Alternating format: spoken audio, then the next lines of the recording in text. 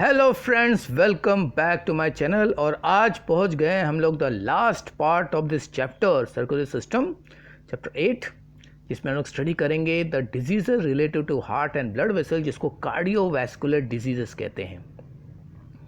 तो welcome back everybody, health is wealth.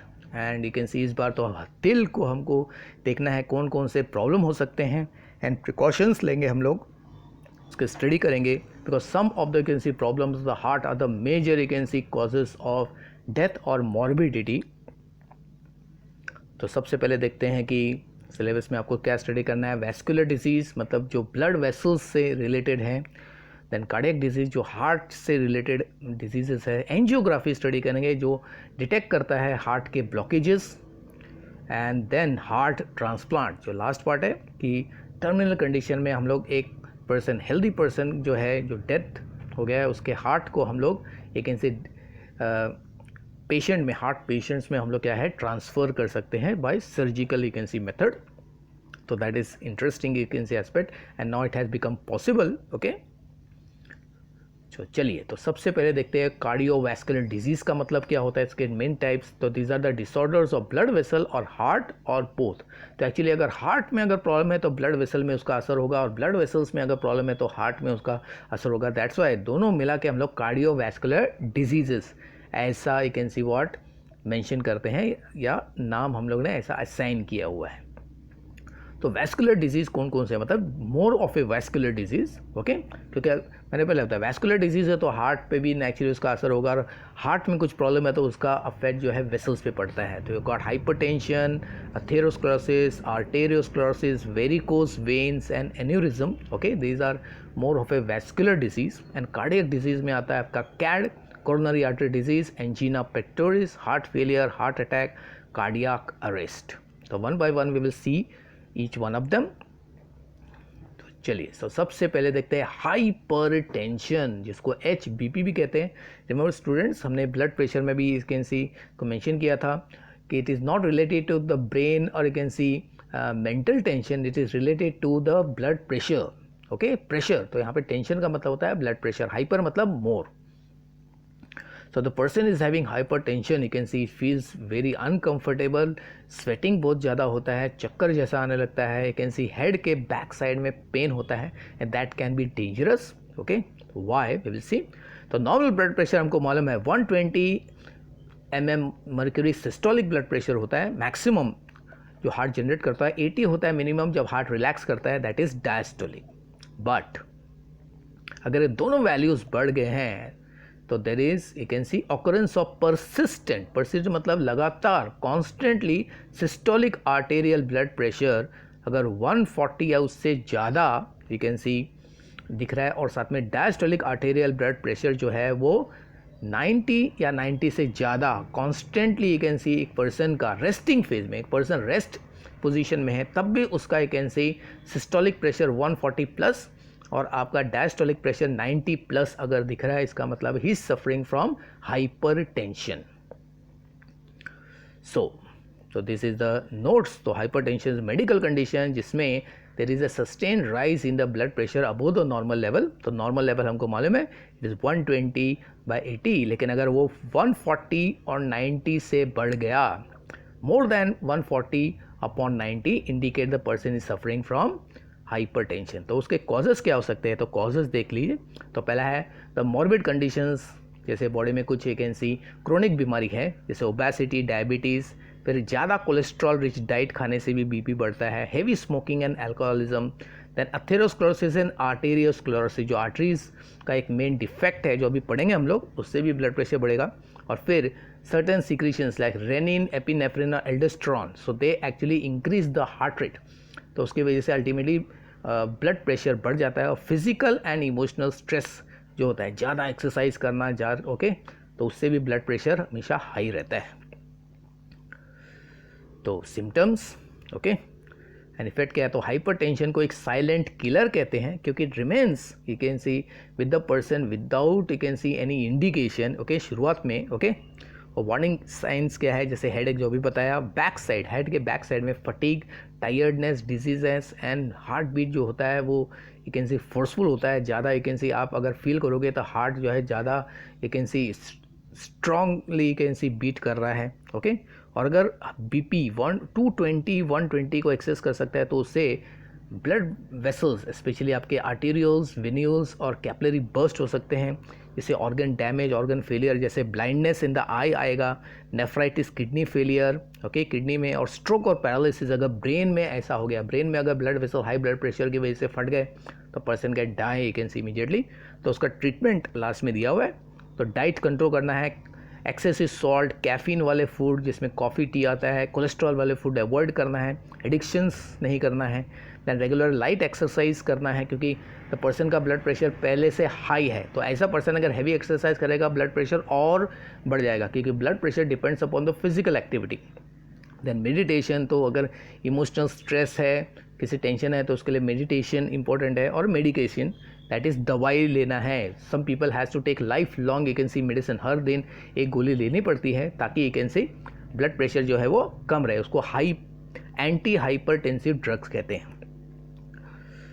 चलिए next, अब बारी है one of the most you can C common you can C defect of the arteries, जिसमें arteries जो है वो थिक हो जाते हैं और साथ में उनका ल्यूमेन का जो साइज़ है वो भी छोटा हो जाता है, which can be very dangerous, जिससे हाई ब्लड प्रेशर तो होगा, साथ में you can see blood supply to the affected part भी क्या है डिक्रीज हो जाता है। So atherosclerosis is basically the thickening of wall of medium and large size artery, जिसका कारण है deposition of fatty substance specially cholesterol and triglyceride. So artery का इनर लेयर जो होता है वो स्मूथ होता है, arteries and veins, all the inner lining of the stomach हो गया, आपका इंटेस्टाइन, डाइजेस्टिव, वो स्मूथ होता है because of the very we can see less amount of cholesterol. अगर लेकिन कोलेस्ट्रॉल बॉडी में ज़्यादा हो गया तो वो डिपॉजिट होने लगता है in this you can C layers, और अल्टीमेट थिकनेस की वजह से वहाँ पे एक कैन सी एक प्लाक तैयार हो जाता है। ओके, जो येलोइश प्लाक तैयार होता है उससे आर्टरी थिक भी हो जाएगा और साथ में उसका ल्यूमन साइज और छोटा हो जाता है। सो इफेक्ट क्या है इसका? सो डेवलपमेंट ऑफ येलोइश प्लाक, जिसको अथेरोमास कहते हैं, बी केयरफुल, अथेरोमा। यहाँ पे अथेरो का मतलब होता है येलोइश प्लाक। ओके, स्क्लेरा का मतलब क्या होता है? देखो स्क्लेरा अभी स्प्लिट करते हैं, स्क्लेरा मतलब थिकनिंग, सिस मतलब कंडीशन, अथेरो मतलब दिस येलोइश प्लाक। ओके, यानी कि बोल सकते हैं कि आर्टरी के वॉल पे कचरा जमा हो गया है, जो फैटी एसिड एक ऐसी कचरा है, उसमें फाइबर्स, लेटर में उसमें फाइबर्स भी जमा जाते हैं तो वो और ज़्यादा हार्ड हो जाता है। ओके, तो इससे ल्यूमन साइज हो जाता है नैरो, और नेचुरली उससे you can C next segment, artery के नेक्स्ट सेगमेंट में क्या है, ऑब्स्ट्रक्शन होने लगता है ब्लड फ्लो का, जिससे blood supply to the affected part और organ you can see reduce होता है। और एक इंपॉर्टेंट ऑर्गन लाइक ब्रेन हो गया, हार्ट को खुद को अगर यू कैन सी ऐसा कंडीशन हो गया, हार्ट के ब्लड वेसल में ऐसा हो गया है, देन किडनी, लीवर, इन मेन ऑर्गन्स में अगर ब्लड सप्लाई अथेरोस्क्लेरोसिस की वजह से कम हो गया तो ऑर्गन फेलियर हो सकता है।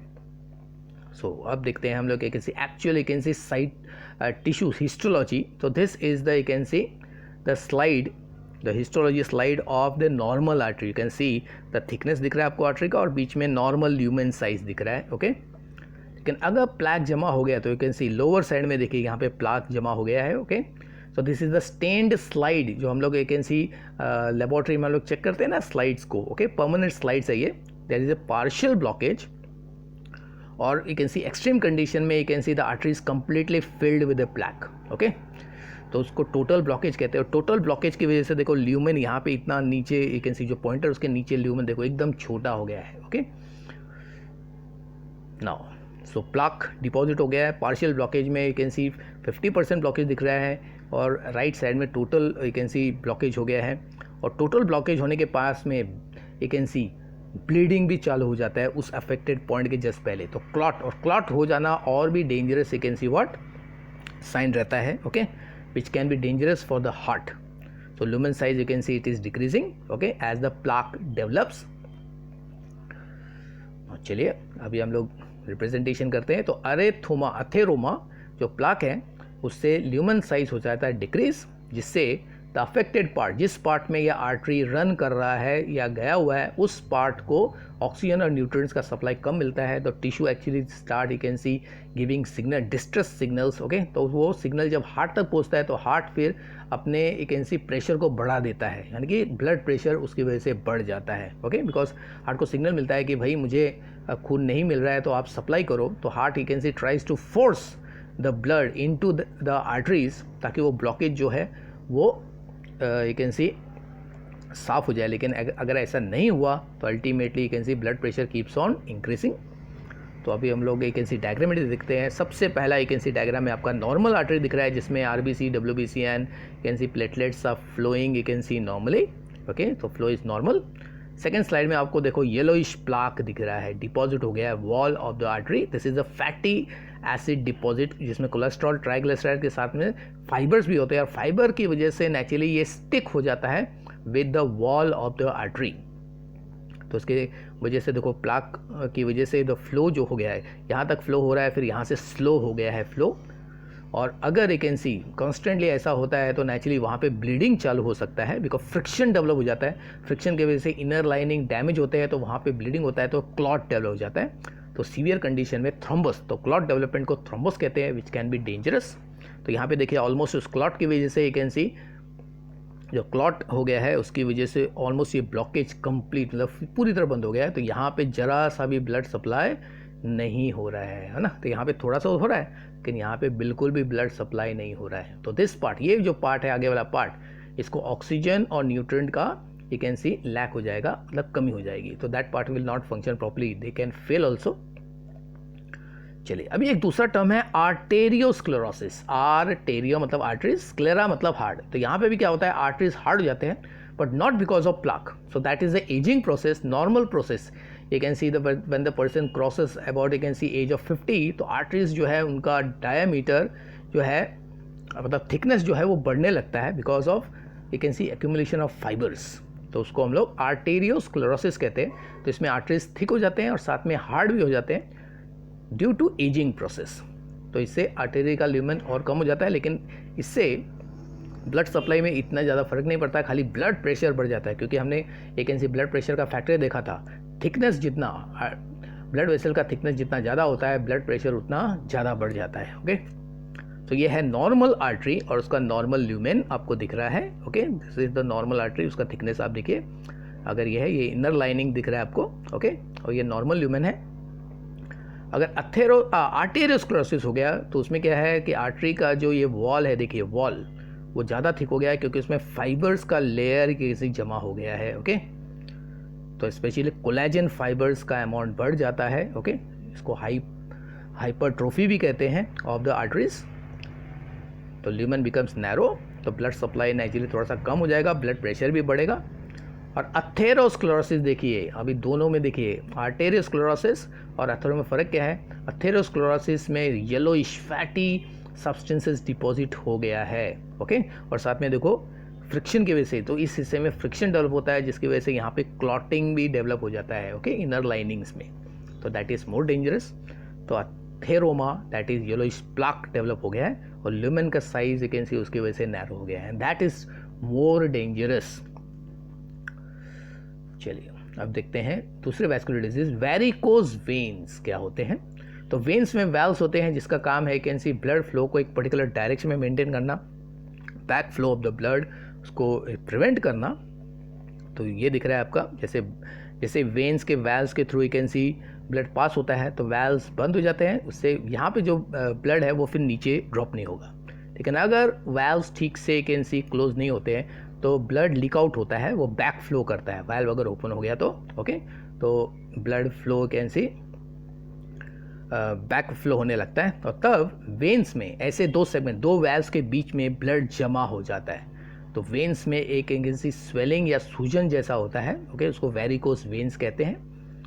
तो लेग्स में, क्योंकि यू कैन सी लेग जो है वो लोअर पार्ट है, वहाँ पे इन लेग से बॉडी के अपर पार्ट में ब्लड लाने के लिए वाल्व्स जो है बहुत इंपॉर्टेंट रहते हैं। तो वाल्व्स अगर डैमेज हो गए तो उससे क्या होता है, ब्लड दो वाल्व्स के बीच में जमा हो जाता है, उसको कहते हैं पुलिंग ऑफ द ब्लड। उससे वेन्स में बहुत ज़्यादा सूजन आ जाती है. We can see tremendous, you can see what, bulging of the veins between the two valves. तो दो डिफेक्टिव वैल्व्स के बीच में ब्लड जमा हो जाता है, वो ऊपर की तरफ फ्लो नहीं हो पा सकता ठीक से, और इसको हम लोग वेरिकोज वेन्स कहते हैं. तो यू कैन सी यहाँ पे आपको स्वेलिंग दिख रहा है यहाँ पे, यानी कि यहाँ पे बीच में जो इन दोनों के बीच में वेल्व है वो वेल्व ठीक से काम नहीं कर रहा है, तो ब्लड जमा रह जाता है वेन्स में. ओके, चलिए नेक्स्ट इज एन्यूरिज्म. तो aneurysm is the bulging of the, you can see, blood vessel. तो ये देखिए, ये नॉर्मल ब्लड वेसल है, तो कभी कभी ब्लड वेसल का जो वॉल हो जाता है, थिन हो जाता है, तो उससे side you can C bulge जैसा, बलून जैसा बल्ज डेवलप होता है और उसमें ब्लड जमा रहता है. और अगर ब्लड प्रेशर बढ़ गया या यू कैन सी इस पार्ट में अगर थोड़ा सा डैमेज हुआ तो यहाँ पे बर्स्टिंग हो सकती है, ब्लीडिंग चालू हो सकती है. Okay, that bleeding can be dangerous. Okay, तो यहाँ पे देखिए एक यू कैन सी ब्रेन का ये दिया हुआ है, तो ब्रेन में इस प्रकार का यू कैन सी प्रोसेस होने का चांस ज़्यादा होता है. तो यहाँ पे जो ये ब्लड वेसल है उसमें बलूनिंग जैसा हो गया है. ओके, तो ये बर्स्ट हो सकता है और से फिर ब्रेन स्ट्रोक कंडीशन डेवलप होता है. तो aneurysm is the fluid filled bulge, जो वीकेंड वॉल, अगर आर्टरीज या स्पेशली आर्टरीज का जो वॉल अगर वो थिन हो जाता है, इलास्टिक हो जाता है, जो बर्थ डिफेक्ट की वजह से हो सकता है या इंजरी की वजह से हो सकता है, तो बल्ज हो जाता है. और कॉम्प्लिकेशन तब अराइज होता है जब वॉल रप्चर होता है, जिससे यू कैन सी ब्लीडिंग होगा और द पर्सन का डेथ भी हो सकता है. ओके, और आसपास, तो शुरुआत में क्या होता है कि आसपास जो सेल्स है उनको ठीक से ब्लड सप्लाई नहीं मिलता है, तो weaken artery in the brain can even lead to a stroke. Okay, जिससे पैरालिसिस या डेथ हो सकता है. तो the aneurysm is also very critical, you can see what, condition of the blood vessel. चलिए अब लोगों को कार्डियक डिजीज स्टार्ट करते हैं. तो सबसे you can see what important disease जो हार्ट से रिलेटेड है उसको कहते हैं कोरोनरी आर्टरी डिजीज. तो अभी हमने अथेरोस्क्लेरोसिस पढ़ा, तो coronary artery disease is nothing but, coronary artery हमें मालूम है हार्ट के लिए, खुद के लिए जो you can see blood supply का यू कैन सी चेन रहता है या ट्रांसपोर्ट सिस्टम रहता है, जिसमें आर्टरीज वेन्स रहते हैं जो हार्ट के टिश्यूज़ को ब्लड सप्लाई करते हैं. अगर उसमें से जो मेन ब्लड वेसल है उसमें अथेरोस्क्लेरोसिस हो गया तो उसको कोरोनरी आर्टरी डिजीज कहते हैं. तो इससे क्या होता है कि हार्ट का वो टिश्यू, ओके, जिसके ब्लड वेसल में यू कैन सी प्लाक हो गया है, तो it can not actually what supply proper blood to the heart. और ventricles are very important, you can see part of the heart. Ventricle को अगर ठीक से ऑक्सीजन सप्लाई नहीं मिला तो वेंट्रिकल जो है वो ठीक से काम नहीं करते हैं, तो वो ठीक से ब्लड को पंप नहीं कर पाते हैं, और तब हार्ट फेलियर से लेकर हार्ट अटैक तक का कंडीशन डेवलप हो सकता है. तो उसको कैड शॉर्ट में हम लोग कहेंगे. तो it is simply atherosclerosis of coronary arteries. तो हार्ट के जो आर्टरीज है, कोरोनरी आर्टरीज, उसमें अथेरोस्क्लेरोसिस हो गया, मतलब प्लाक हो गया या ब्लॉकेज, सिंपल मीनिंग में बोल सकते हैं ब्लॉकेज हो गया. कोरोनरी आर्टरीज जो है वो ब्लॉक हो गए हैं प्लाक की वजह से. तो यू कैन सी एक सेगमेंट ऑफ द हार्ट दिख रहा है, दिस इज, तो you can C left coronary artery main, you can सी जो ब्रांच है इसमें इस पार्ट देख रहे हैं, ये normal you can see artery है, और अगर इसमें प्लाक हो गया तो blood supply to the next segment will decrease.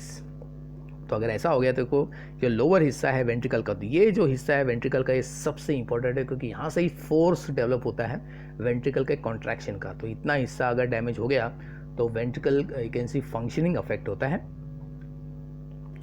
तो यहाँ पे कैल्शियम, फैट और कोलेस्ट्रॉल और फाइब्रस टिश्यू डिपॉजिट हो जाता है कोरोनरी आर्टरीज में. ओके, जिससे ल्यूमन का साइज हो जाता है नैरो, और that's why you can see that part of the heart wall is affected. उसको blood supply means oxygen and nutrients नहीं मिलता है, तो cells can even start dying. Okay, which can be more critical condition. So एक और diagram से देखते हैं. तो पर्सन के जैसे हार्ट के आर्टरीज में ये नॉर्मल आर्टरी है कोरोनरी आर्टरी, तो उसमें प्लाक डिपॉजिट हो गया है, तो ultimately the supply of the blood will slow down. Okay, so this is therefore called atherosclerosis of coronary arteries in CAD. तो डेवलपमेंट अवार्ड येलोइश प्लाक, जिसको atheroma भी कहते हैं. चलिए, तो this is the can see what short note. तो coronary artery disease CAD, उसका main cause है अथेरोस्क्लेरोसिस, और दूसरा कॉज क्या है आपका आर्टेरियोस्क्लेरोसिस. तो atherosclerosis is because of excess cholesterol deposition in the coronary arteries, and arteriosclerosis is the ageing process. Okay, जिसमें आर्टरी का ल्यूमन जो है वो यूनिफॉर्मली थिक हो जाता है, और specially in elderly person. Okay, तो इसमें अथेरोस्क्लेरोसिस जो है वो ज़्यादा डेंजरस है, क्योंकि प्लाक के साथ साथ क्लॉटिंग भी हो सकता है, okay, and that can you can C completely block, उससे आर्टरीज कम्प्लीटली ब्लॉक हो जाते हैं। लेकिन आर्टेरियोस्क्लेरोसिस में खाली ल्यूमेन नैरो हो जाता है, ब्लड सप्लाई डिक्रीज होता है। तो ये दो मेन डिफरेंस है। चलिए नेक्स्ट इज इफेक्ट क्या है। तो blood supply to the heart muscle decreases, जिससे severe to mild heart muscles के डैमेज होते हैं। तो पार्शियल डैमेज हो तो माइल्ड डैमेज होगा, और टोटल डैमेज हो गया तो सीवियर डैमेज होता है, because heart muscles can even you can see die. तो सिम्टम माइल्ड क्या है कि चेस्ट पेन होगा, जिसको एंजीना पेक्टोरिस कहते हैं। अभी हम लोग नेक्स्ट टॉपिक यही लेंगे, चेस्ट पेन होने लगता है। मॉडरेट में you can see heart failure you can see होता है, यानी कि heart is not able to pump the blood properly. Severe case में हार्ट मसल का डीजनरेशन होता है, जिससे हार्ट अटैक या मायोकार्डियल इन्फाक्शन हो सकता है। यानी कि everything starts with the atherosclerosis of the coronary artery. तो कोरोनरी आर्टरी जो है उसमें अगर प्लाक डिपॉजिट हो गया तो माइल्ड कंडीशन, जिसमें चेस्ट पेन हो रहा है खाली इन पर्टिकुलर पैटर्न जो अभी देखेंगे, इसका मतलब है हार्ट के मसल्स को जो है ऑक्सीजन सप्लाई नहीं मिल रहा है। और मॉडरेट कंडीशन है, मतलब ब्लॉकेज ऑलमोस्ट यू कैन सी 50% से ज़्यादा हो गया तो हार्ट ठीक से काम नहीं करेगा, उससे हार्ट फेलियर हो सकता है।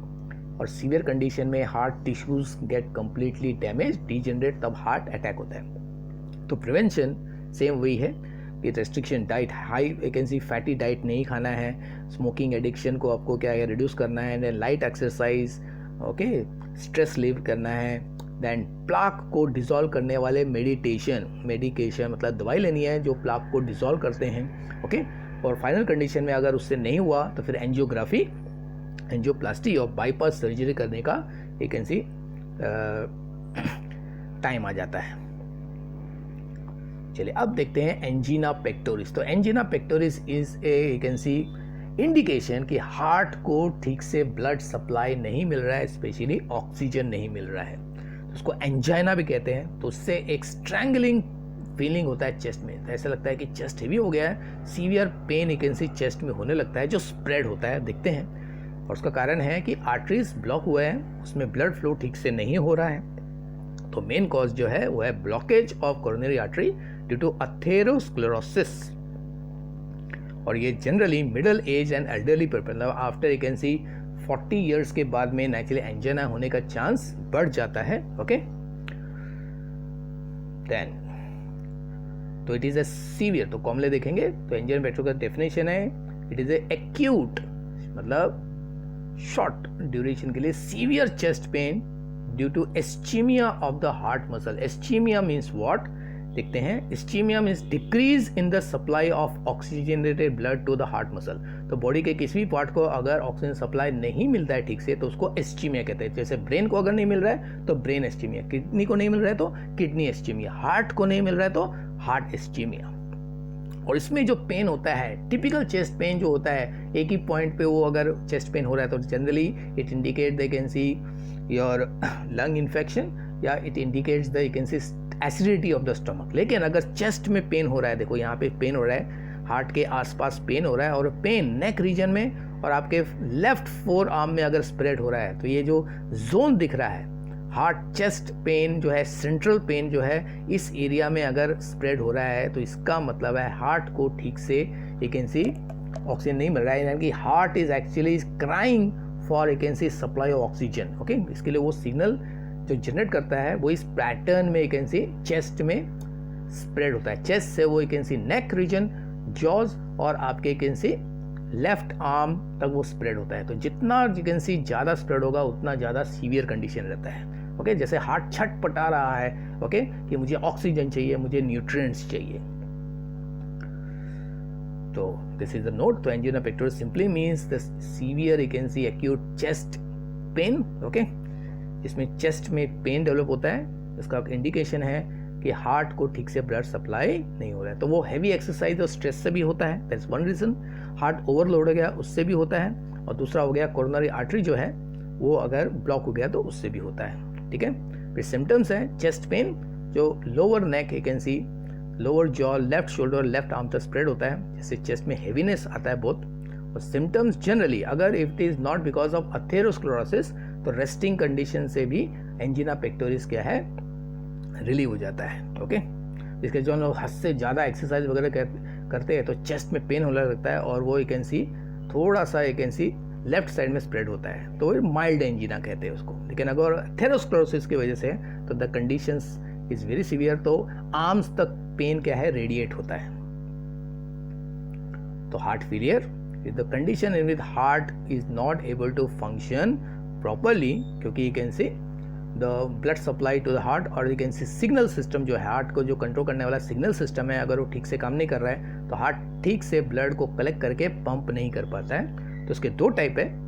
तो पहला कि heart muscle can not pump the blood out of the heart very well, तो इसको सिस्टोलिक हार्ट फेलियर कहते हैं, यानी कि वेंट्रिकल ठीक से ब्लड को पंप नहीं कर पा रहा है। तो उसका बहुत सारा कारण हो सकता है, सिग्नल नहीं मिल रहा है उसको ठीक से।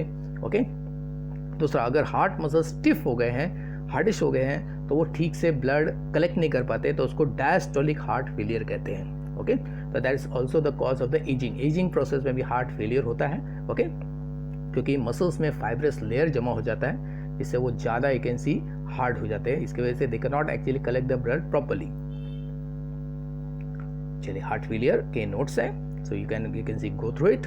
तो कॉजेज देखिए कौन कौन से है, हाइपरटेंशन हो सकता है, अदर फैक्टर्स भी दिए हुए हैं। तो बहुत सारे मेडिटेशन की वजह से, एडवांस एज मतलब एल्डरली कंडीशन की वजह से, बैलेंस डाइट नहीं होना, ओके, टॉक्सिन्स का एंट्री बॉडी में या फॉर्मेशन, सीवियर एनीमिया या हाइपर थायरॉइडिज्म जो है, इन सब कंडीशन की वजह से भी हार्ट फेल हो सकता है। तो heart failure is a general condition जिसमें हार्ट किसी भी वजह से, ओके, चाहे वो एथेरोस्क्लेरोसिस की वजह से है, कैट की वजह से है, ओके, या हाई ब्लड प्रेशर की वजह से है, हार्ट ठीक से ब्लड को पंप नहीं कर पा रहा है। ओके, तो अगर वो पंप नहीं कर पा रहा है तो वो सिस्टोलिक हार्ट फेलियर होगा, और वो हार्ट ब्लड को कलेक्ट नहीं कर पा रहा है ठीक से, तो उसको डायस्टोलिक हार्ट फेलियर कहते हैं।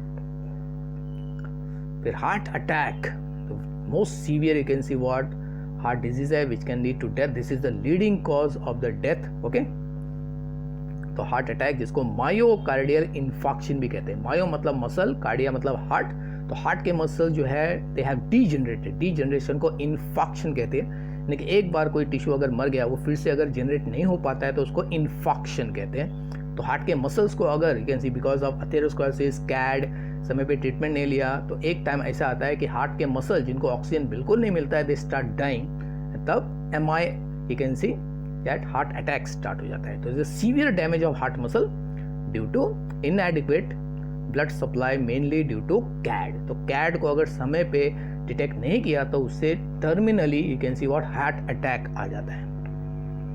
तो उसके सिम्टम्स क्या है, एक्सट्रीम चेस्ट पेन, मतलब एंजाइना होगा जो एक्सट्रीम कंडीशन में होगा, लेफ्ट आर्म तक यू कैन सी वो रेडिएट होगा, हाइपर टेंशन, ब्लड प्रेशर बढ़ जाता है, shortness of breath, sweating, tremendous sweating और वो डिजीनेस।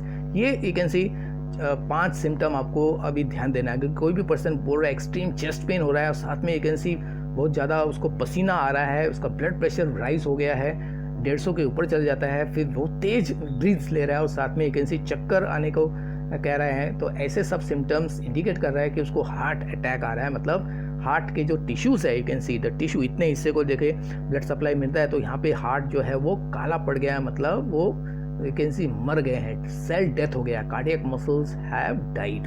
ओके, तो तब होता है जब ब्लड सप्लाई ऑलमोस्ट जीरो हो जाता है to a particular part of the heart, specially left ventricle.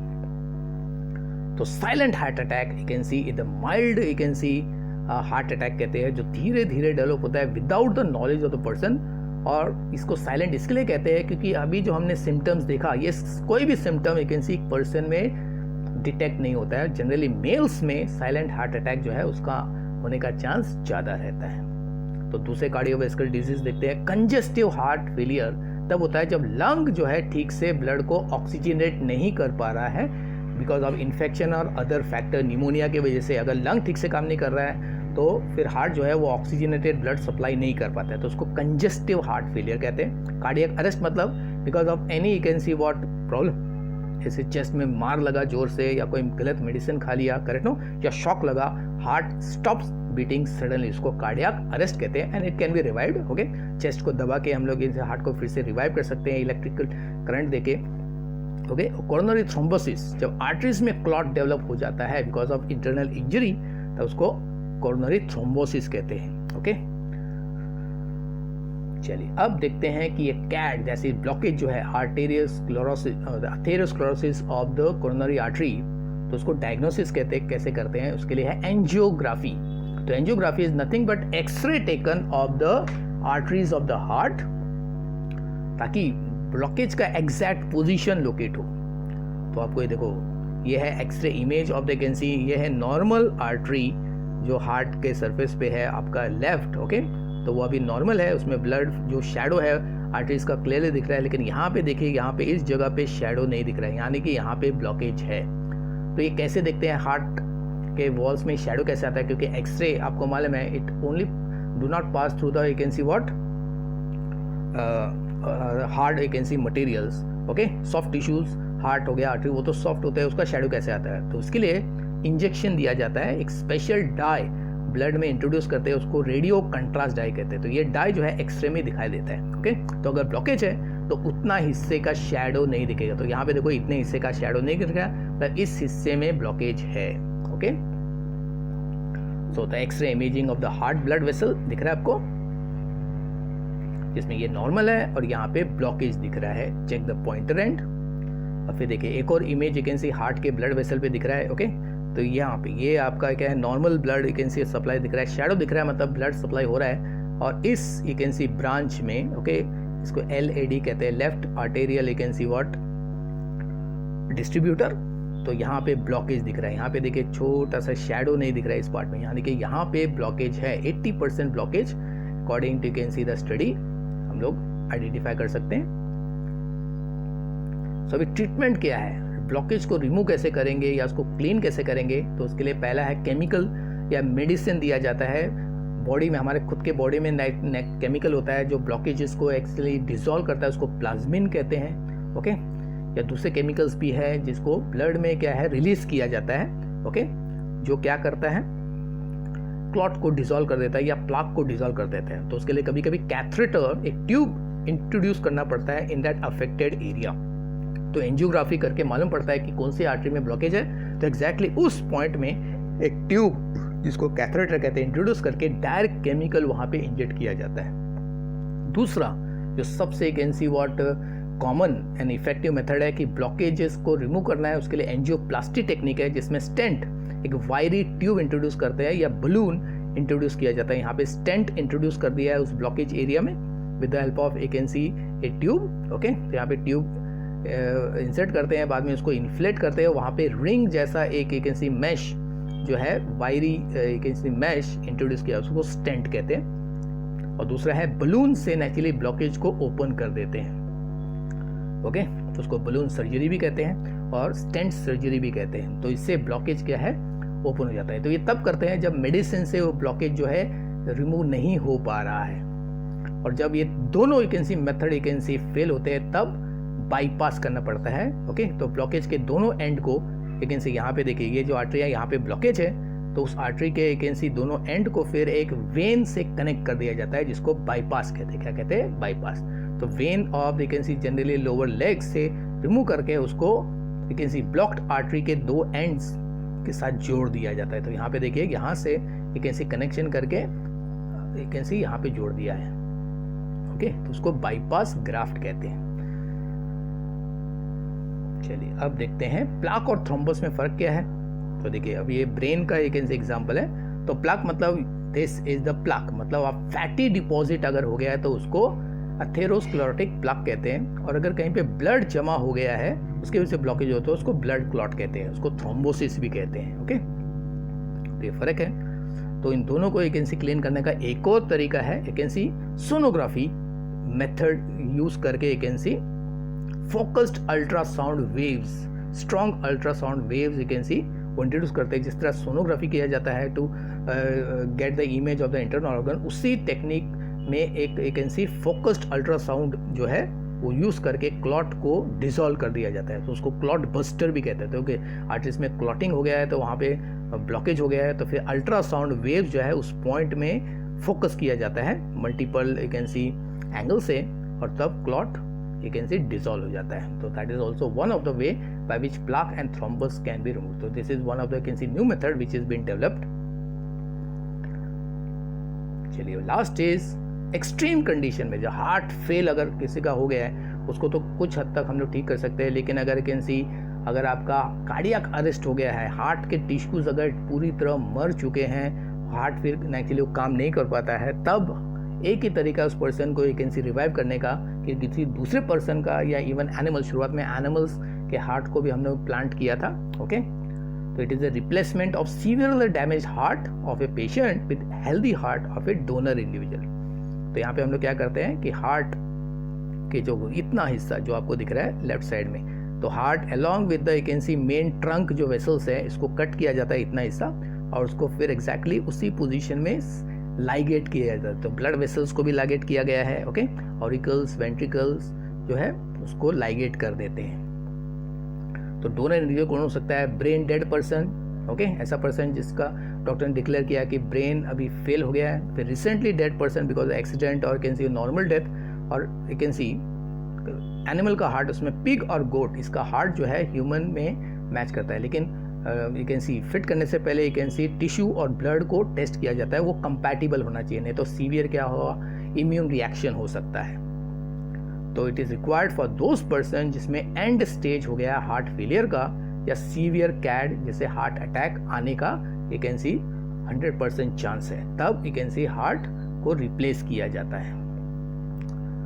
So with this, we have concluded to the end of this chapter, students. So we'll start with the next chapter soon. So you can see till then, goodbye. And like कीजिए, share कीजिए, comment कीजिए, और साथ में you can see subscribe करना मत भूलिए, अपने फ्रेंड्स से कीजिए, और आपके सजेशन जो है they will be more important, so that next time जो भी कंटेंट आपके लिए होगा you can see that will be much better than the previous one with more add-ons. और कमेंट में ये भी बताइए कि किस चैप्टर में कौन सा टॉपिक, ओके, तो वेरी इंपॉर्टेंट थिंग, कौन से टॉपिक्स पे आपको किसी ज़्यादा स्ट्रेस करना है, इवन डायग्राम्स वगैरह, तो I will prepare that and load for you people, okay. तो enjoy learning biology, good day.